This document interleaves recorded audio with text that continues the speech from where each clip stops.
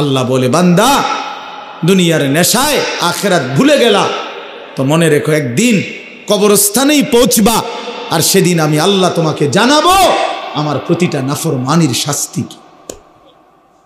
আমি জানাবো বান্দা, আমি দেখাবো তোমারে, তুমি দেখবা বান্দা, আমি তোমাকে দেখাবো, আমি তোমাকে বুঝাবো। এজন্য দোস্ত, নওজোয়ান, প্রিয় সাথী, এটা মনে রাখো বাপ, আত্ম উপলব্ধি, আত্মপরিচয়, আত্মসম্মান, আত্মমর্যাদা অনেক বড় সম্পদ। এটা বুঝা যে আমি কে, আসলে আমি একজন মুসলমান, আমার বাবা মুসলমান, আমার মা মুসলমান, আমার বংশ মুসলমান, আমার গোটা মহল্লা মুসলমান, আমি ইমানদারের সন্তান, অথচ আমি এক ওয়াক্ত নামাজ পড়ল না, 365 দিনে, খোদার এক বছরে কোনোদিন ফজরের নামাজ পড়ল না। এটা মুসলমানের বাচ্চা? এটা মানুষের বাচ্চা? এইটা জানোয়ার না তো জানোয়ারটা কেটে? এ জানোয়ার না তো জানোয়ার কে তাইলে? কে জানোয়ার তাইলে? এইটা অসভ্য না তো অসভ্যটা কে? এটা না তো কে অসভ্য? তাইলে আল্লাহ কাকে বলছে কুত্তার মতো? কাকে আল্লাহ বলছে ইনহুম ইল্লা কাল আনআম? আল্লাহ বলছে মনের ইচ্ছা মতো যে চলে তার পরিচয় আর কিছুই নয়, শুধুই জানোয়ার, আনআম, চতুষ্প জন্তু। কাকে বলছে বাবা? এই মানুষ রূপী এই জানোয়ারদেরকে বলছে, যাদের জিন্দেগিতে সেজদা নাই, আল্লাহ নাই, আখিরাত নাই। কে মা, কে বাবা, কি ধর্ম, কে বানাইছেন, কিচ্ছুর খবর নাই। মোবাইল, নারী, ছবি, অশ্লীল দৃশ্য, অসৎ বন্ধুদের আড্ডা, হাসি ঠাট্টা, সারা রাত মোবাইলে উলঙ্গ ছবি দেখতেছে, সকাল 9টা 10টা পর্যন্ত ঘুমায় আছে। আহা, হায় হায় হায়, এটা বুঝি কোনো জিন্দিগি হইল বাপ? মানুষের জিন্দিগি তো এরকম হওয়ার কথা না। এক চতুষ্প জন্তু, এক রাস্তার কুকুরও তো এতক্ষণ ঘুমায় থাকে না। এক চতুষ্প জন্তু, জানোয়ারও তো এমন হয় না। এই জন্য বাপ এটা বোঝা উচিত। প্রিয় ভাই আমার, ছেলেরা আমার, কোনো একজনও যদি বুঝে থাকো তো তুমি মনে মনে হিসাব মিলাইও। তোমার বন্ধুর লগে না, তুমি একা হিসাব মিলাইবা। আসলে আমি কে? কে আমাকে বানাইলেন? কেন বানাইলেন? আমি কোত্থেকে আসলাম? তিনি আমার কাছে যা চাচ্ছেন আমি তা করছি কিনা? আমি যা করছি আমার আল্লাহ তা চাচ্ছে কিনা? প্রতিদিন নিয়মিত যে মানুষগুলো মৃত্যুবরণ করে তারা কোথায় যায়? কে তাদেরকে নিয়ে যায়? কেউ তো মরতে চায় না, কিন্তু কেউ তো থাকতেও পারে না। কোন অদৃশ্য মালিক তাদেরকে নিয়ে যাচ্ছে। বন্ধু, এতটুকু বিবেক যদি না খাটাও, বাবাদেরকেও বলি আপনিও যদি না খাটান, আখিরাত যদি না মিলান, কেমনে কবরে যাইবেন বাপ? কেমনে যাইবেন? খাট পালং আর সোফা ফার্নিচার বানাইয়া হিসাব মিলাই এলেন, মানুষের দেখাইলেন খাট পালং সোফা, বিল্ডিং, দালান, টাইলস, জমি, গাড়ি। আহা বাবা, এগুলো কি মিলাইয়া গেলে? এগুলো তো আপনার আগেও পৃথিবীতে ছিল, আপনার পরেও থাকবে এটি পৃথিবীতে, কিন্তু আপনি কবরে কি নিয়ে যাচ্ছেন? আল্লাহ নবী সাল্লাল্লাহু আলাইহি ওয়াসাল্লাম বলছেন, ইয়াতবাউল মাইয়িতা সালাসাতুন, কোন মৃত ব্যক্তির সাথে, লাশের সাথে কবরস্থান পর্যন্ত 3 জিনিস যায়। আহলুহু ওয়া মালুহু ওয়া আমালুহু, তার পরিবারের সদস্যরা সাথে যায়। কিছু সম্পদ, মাল, এই যে লাশের একটা খাটিয়া, আগরবাতি, একটা কাপড় ইত্যাদি ইত্যাদি, ছোটোখাটো কিছু ঠুনকো মাল সামান্য, এগুলোও সাথে যায়। আর ওয়া আমালুহু, তার সারা জিন্দিগির আমল কর্মকাণ্ড, সেটাও তার সাথেই যায়। ফায়ারজিউ ইসনান ওয়া ইয়াবকা ওয়াহিদ, 2 জিনিস ফিরে আসে। এক, তার বংশধর, পরিবার, মহল্লাবাসী ফিরে আসে, এবং ওই খাট কাপড়গুলোও ফিরে আসে, আর শুধুমাত্র তার আমল ভালো কিংবা মন্দ ওইটাই তার কবরের সাথে থেকে যায়। এই জন্য দোস্ত, আমরা আমাদের 1 সেকেন্ড, 1 ঘন্টা, 1 মিনিট, একটা নিঃশ্বাস যেটা একবার পড়ছে, এটা আর কোনো দিন আমরা হিসাবের বাহিরে আড়াল করতে পারবো না। কোরআনুল কারীমের মধ্যে আল্লাহ বলছেন, লা ইউগাদিরু সাগীরাতান ওয়ালা কাবীরাতান ইল্লা আহসাহা। এই ফেরেশতারা ডান কাঁধে বাম কাঁধের ছোট থেকে ছোট, বড় থেকে বড় জীবনের প্রতিটা স্পন্দন, প্রতিটা নিঃশ্বাস পর্যন্ত আল্লাহর কসম আমলনামার মধ্যে উঠায় রাখছে। 24 ঘন্টার 1টা মিনিট বাবা, ছেলেরা সবাইকে বলি, আমাকেও বলি, আড়াল করার কোনো সুযোগ নাই, কোনো সুযোগ নাই বন্ধু।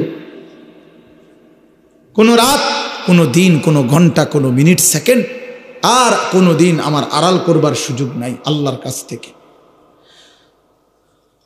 এই জন্য আমরা যদি এটা না বুঝি বাবা, অনেক নওজোয়ান তোমরা চেহারা সুরত দেখলে বোঝা যায় বাপ কতদিন হয় নামাজ পড়ো না।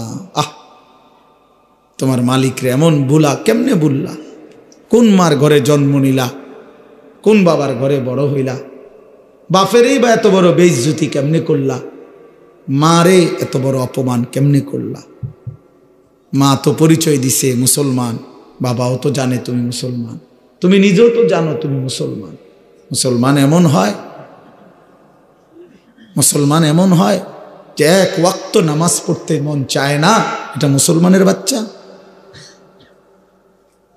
ঠিক মতো কখনোই পেশাব পায়খানা করে পাক পবিত্র শরীয়ত মতে হয় না, এটা মুসলমানের বাচ্চা? হ্যাঁ, 24 ঘন্টা নারী ছবি ছাড়া, নাটক সিনেমা ছাড়া, টেলিভিশন সিনেমা ছাড়া, নর্তকী দেখা ছাড়া জীবন যার কাটে না, এটা মুসলমানের সন্তান? মুসলমান এমন হয়?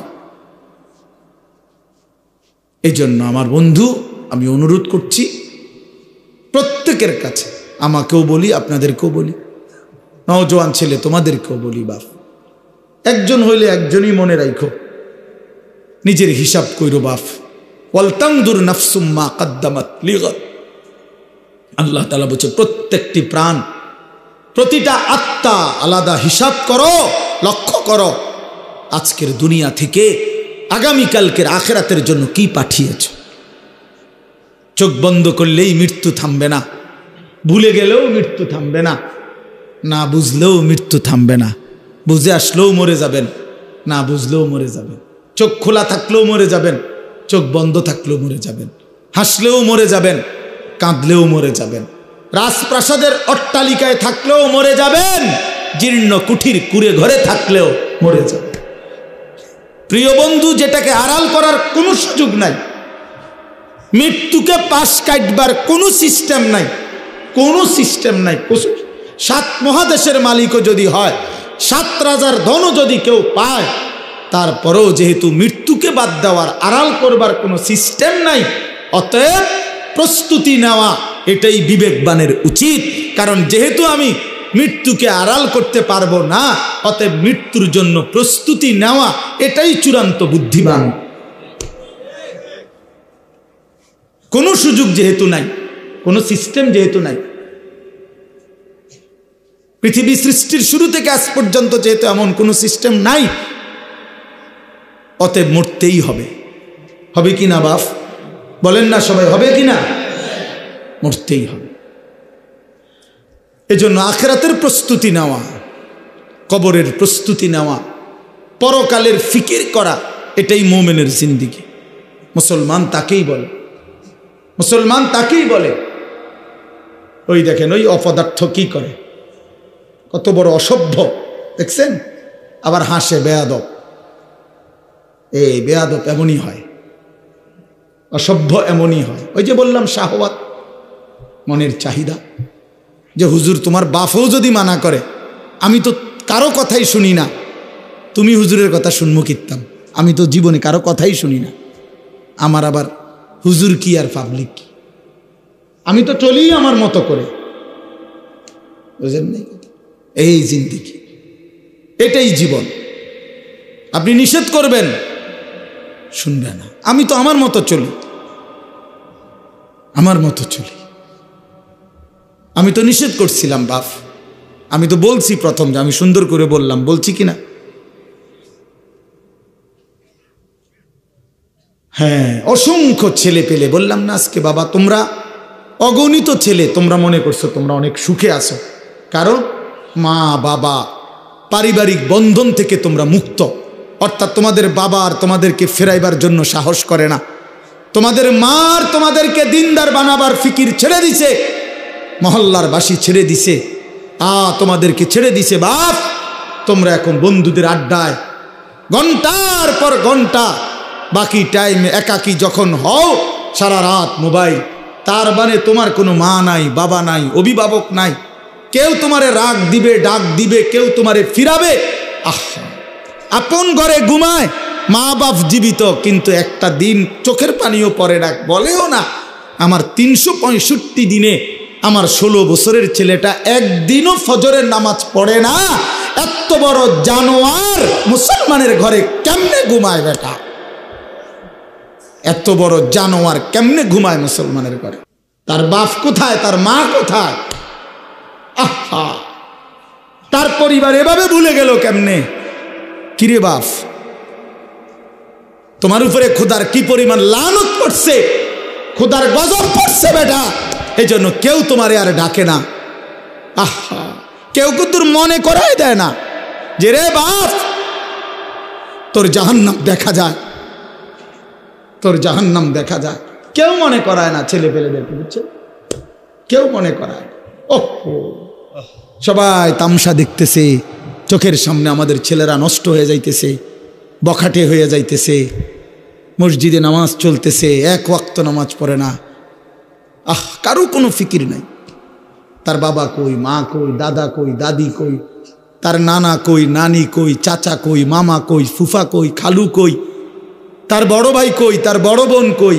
কেউ কিচ্ছু বলে না।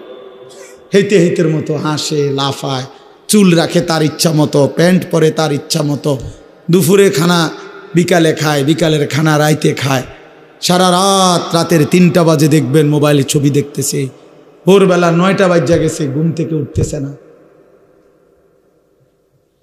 এটা মুসলমানের জিন্দেগি?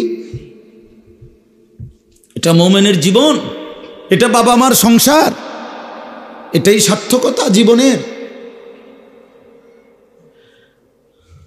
বলে পৃথিবীর সর্বাধুনিক মজবুতি প্রযুক্তি দিয়েও যদি আপনি সোফা বানান, খাট বানান, কি লাভ হবে যদি স্ত্রী সন্তান নাফরমান হয়?